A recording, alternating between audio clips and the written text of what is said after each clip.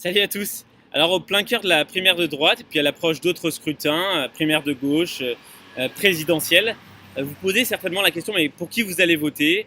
Quel programme? Qu'est-ce que ça vaut? Comment je peux choisir? J'en sais rien. Et j'avais juste envie aujourd'hui de partager avec vous quelques clés de discernement qui sont les miennes. Et ça se résume en une équation, alors ne prenez pas peur, il y a juste 6 inconnus. C'est le constat, la vision, les réformes, le mode opératoire, la confiance et l'objectif. Et je déroule tout ça. Alors il faut tout d'abord qu'on fasse un constat de la France, de la situation de la France aujourd'hui. On vit dans le même pays. Est-ce que c'est grave? Est-ce que c'est pas grave?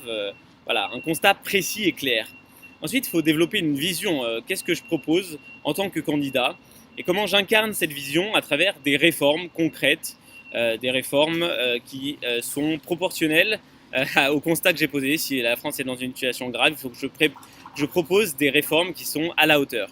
Ensuite, il faut un mode opératoire. Comment je vais appliquer concrètement ces réformes?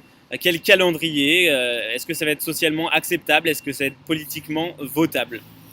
Ensuite, il faut la confiance. Très important. Il faut que les responsables politiques aient une crédibilité, une légitimité pour faire ces réformes. Et il faut, dans l'autre sens, qu'ils fassent confiance aux Français, parce que c'est nous, les Français, qui allons appliquer ces réformes, qui allons en subir les conséquences. Voilà, donc il faut qu'il y ait la confiance réciproque. Et enfin, dernier point, il faut qu'il y ait un objectif derrière tout ça. Où est-ce que je veux emmener la France? Où est-ce que je veux emmener les Français?